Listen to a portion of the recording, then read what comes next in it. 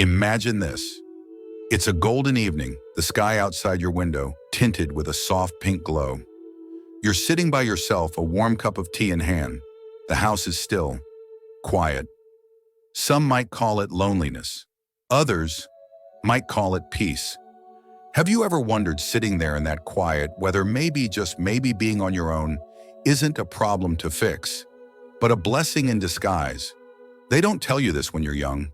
Back then, life seems like a checklist: marriage, children, mortgage, anniversaries.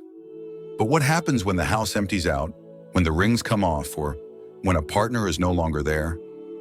They rarely talk about the freedom that quietly slips in through the same door that loss once walked out of. Today, I want to gently ask you, what if staying single after 60 isn't a defeat but a victory? What if it could be the key to unlocking a healthier, happier, richer life than you ever thought possible? This isn't going to be a conversation about bitterness or isolation. No, far from it. It's about the powerful, almost magical opportunities hidden within solitude. About health restored joy, rekindled dreams resurrected. I'm not here to convince you that life alone is perfect. But maybe, just maybe, it's far more vibrant, nurturing, and full of hidden treasures than society would have you believe. Will you walk with me for a while? Let's explore this together. Heart to heart, let me tell you about Anna. Anna is 61 years old, living in a small sunlit house with wildflowers blooming just outside her kitchen window. A few years ago, her marriage of nearly 3 decades ended not in drama, but in the soft, slow erosion of connection. At first, she was devastated. She would wake up at night reaching for someone who wasn't there anymore. She moved through her days like a ghost, haunted by memories of Sunday mornings spent reading the paper together, vacations planned in excitement, dinners full of laughter.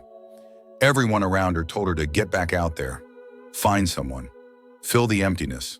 But Anna didn't rush. She didn't date out of desperation. Instead, she planted a small garden behind her house. She started painting again, clumsy at first, but vivid. She joined a local hiking club.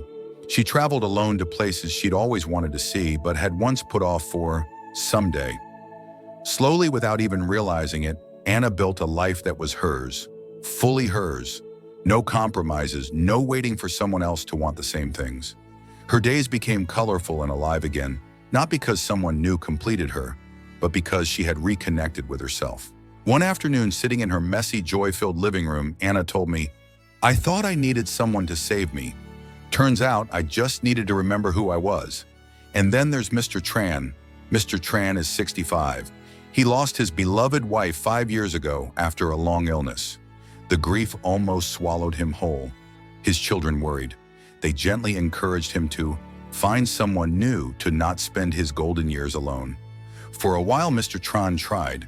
He went on a few dates half-heartedly, but his heart wasn't in it. Then one day, wandering through town, he stumbled across a woodworking class at the community center. On a whim, he signed up. His hands, once used to holding a partner close, now crafted tables, birdhouses, delicate frames. Through woodworking, he found friendships sturdy, genuine friendships that didn't demand anything from him but his presence. He realized that companionship doesn't always have to come from romance. It can come from shared laughter over a half-finished project, from a handshake thick with sawdust and sincerity. "Love didn't leave with my wife," Mr. Tran once told me, his eyes crinkling with a smile. "It just changed its shape." 2 different people, 2 different paths, but both found something rare and beautiful in their singleness. Which story feels closer to your heart right now? Or maybe your story is still unfolding.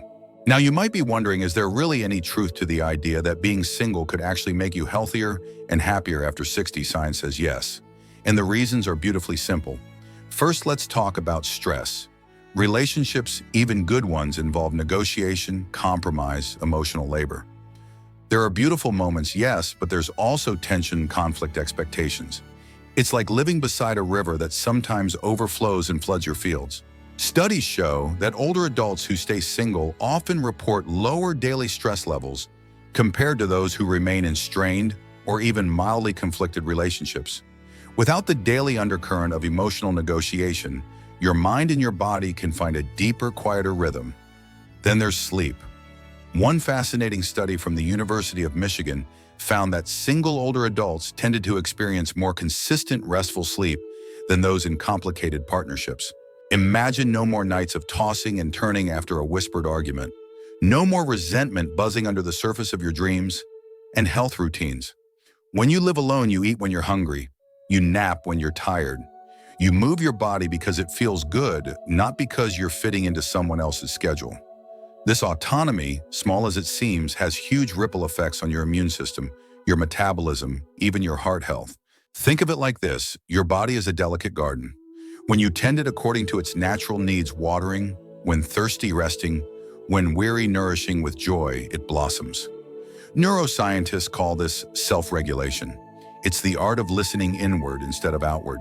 And it's something that many people, especially over 60, find easier and more rewarding when they aren't constantly managing another person's emotions and needs alongside their own.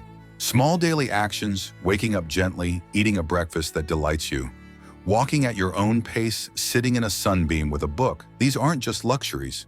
They are lifelines. They are silent, steady investments in your well-being. And guess what? You don't need anyone else's permission to begin. But let's be honest, staying single after 60 isn't always easy. If it were, we wouldn't even need to have this conversation, would we?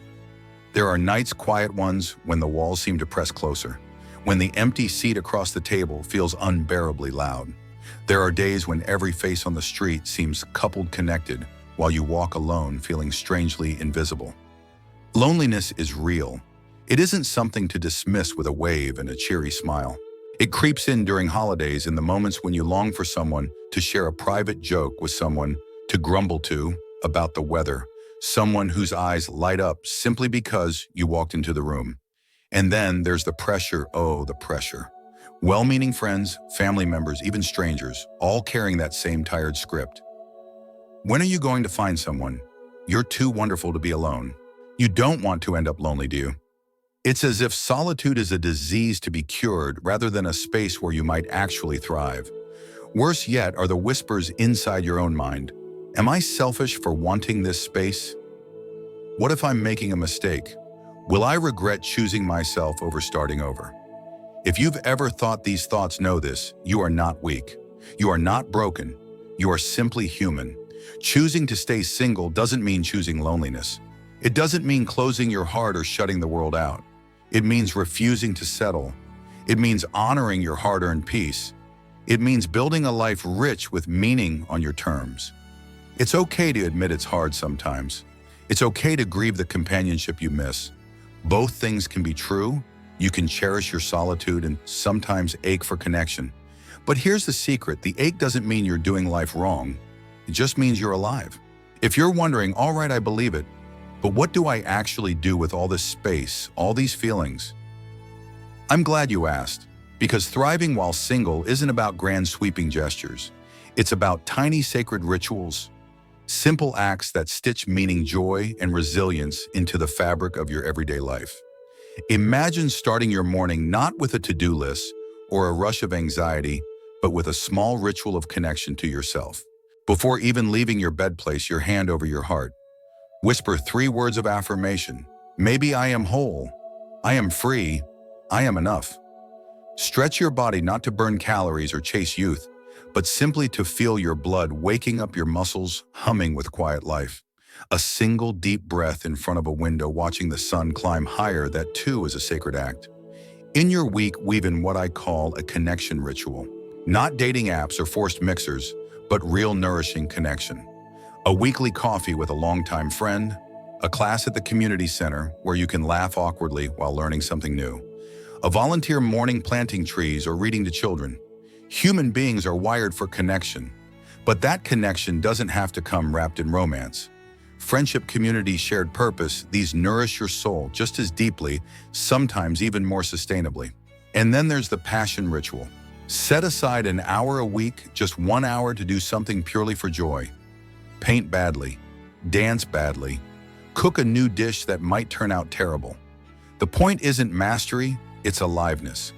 It's reminding yourself again and again that your life is still expansive, adventurous, wide open.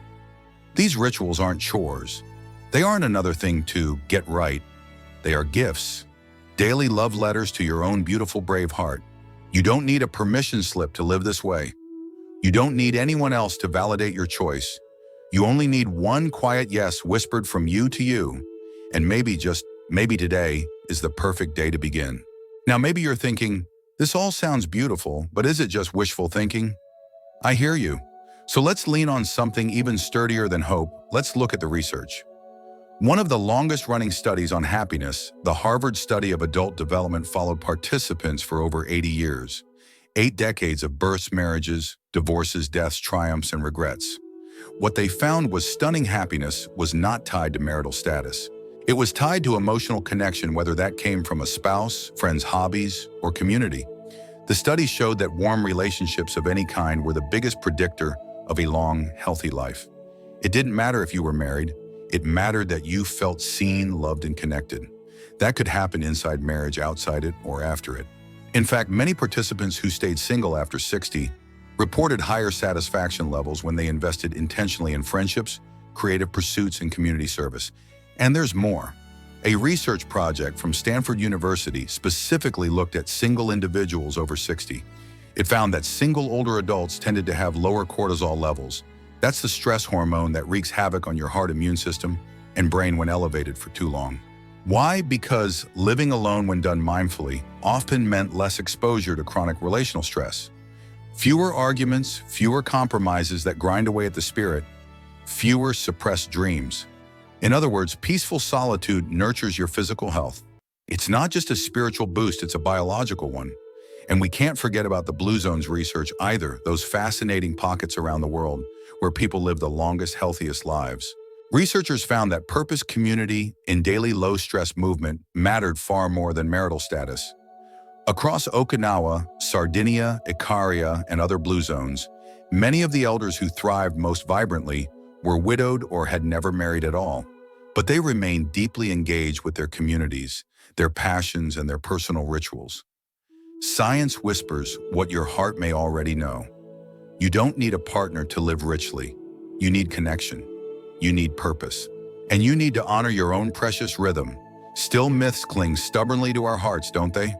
Even when science and soul shout otherwise, the old stories creep in like fog. Let's name them. Let's dismantle them together. Myth number 1. You're incomplete without a partner. Ah, the oldest lie of them all. The idea that you are a half-wrapped gift, a half-finished song, until someone else comes along to complete you.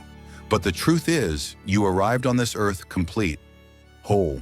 Your laughter, your dreams, your soul, all fully yours. Another person can add beauty to your life, yes. But you are not an unfinished puzzle missing a piece. You are the whole masterpiece. Myth number 2. Being single means being lonely forever. Loneliness is real, yes. But so is loneliness inside the wrong relationship. Sitting beside someone who no longer sees you, hearing silence, where there should be warmth, that's a loneliness far deeper than sitting alone by choice. Being single doesn't condemn you to solitude. It invites you to build your circle intentionally, to craft a life where every connection, every conversation, every touch is chosen, treasured, alive. Myth number 3. You can't grow old gracefully alone. Look at the women dancing in Okinawan gardens at 90 years old. Look at the men in Sardinia playing cards with friends at 95, laughter spilling into the dusty streets. Grace doesn't come from clutching onto others out of fear. Grace comes from moving through life with open hands, open heart. Growing old gracefully is not about having someone's hand to hold every moment. It's about living with dignity, curiosity, kindness, whether that hand is yours or someone else's. And here's the beautiful twist. When you live this way, full-hearted, unafraid love in all its forms has a way of finding you anyway. Friendships deepen. New passions bloom. Unexpected laughter bubbles up when you least expect it. You realize you were never really alone after all. You were always profoundly, wondrously connected. Life doesn't move in a straight line, you know. It spirals, dances, meanders. It doubles back on itself, spins you in circles, tosses you unexpected treasures in the most unlikely places. If you are over 60 and single, you are not lost. You are not left behind. You are simply standing at the beginning of a new spiral, one that only you can step into, only you can shape. This season of life isn't the leftover crumbs after the feast. It's a second spring, a sacred time when your soul gets to bloom in ways you never imagined before. Think about it, you have wisdom now that you didn't have at 20. You know what matters. You've seen how quickly time moves, how fragile and precious each sunrise is. And here's something they never tell you when you're young. Your heart doesn't wear out. It doesn't shrivel up. It grows, it deepens, it expands. You have so much love still inside you for yourself, for the world, for life itself. Staying single doesn't mean that love has nowhere to go. It means you get to pour it where it feels most alive, into passions, into friendships, into causes that light you up, into sunsets watched with reverence and gratitude.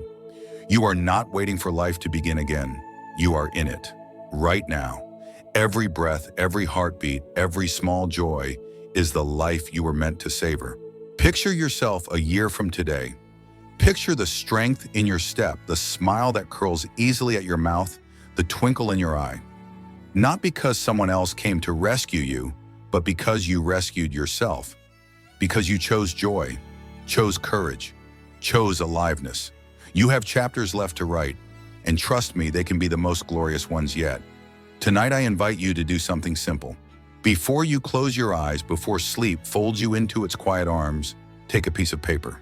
Write yourself a love letter. Yes, you. Not to your children, not to an old flame, not to a future partner. To yourself.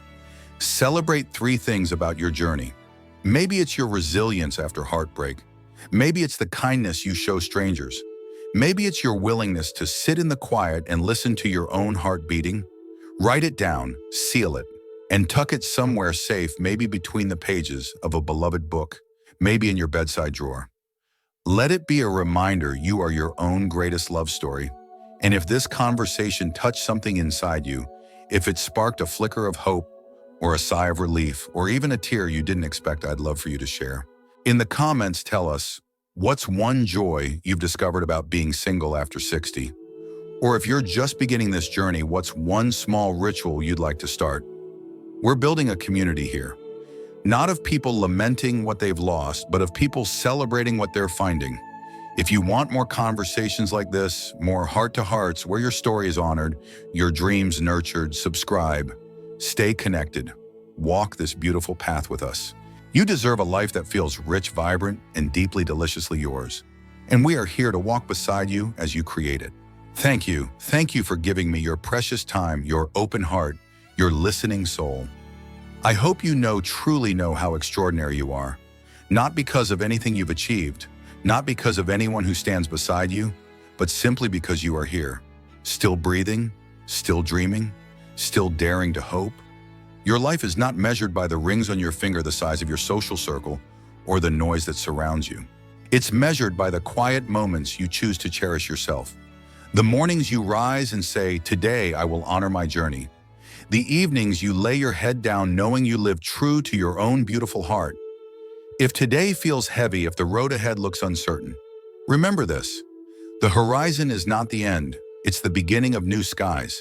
The best parts of your story are still unwritten. The most radiant sunsets, the most breathtaking adventures, the most unexpected laughter, they are waiting for you. So go gently, dear soul. Move through your days with curiosity, with kindness for yourself, with wide open arms, ready to catch every small miracle. And if you ever doubted, if the nights get long or the doubts get loud, come back to this truth. You are enough. You have always been enough. And the love you seek outside already lives bright and fierce within you. Until we meet again, may your path be lit with joy, your spirit rooted in peace, and your heart brave enough to dance wildly under the open sky. We are walking beside you, always. See you in the next conversation, dear friend. Thank you for being with us today. We'd love to hear your thoughts. Drop a comment below and tell us one thing you learned and how you plan to apply it in your life. Your feedback means a lot to us, so please feel free to share. Reading your comments truly motivates and inspires us. If you found this video helpful, don't forget to like, subscribe, and share. Your support enables us to keep creating valuable content to inform and inspire you. Thanks for watching, and we can't wait to see you in the next video.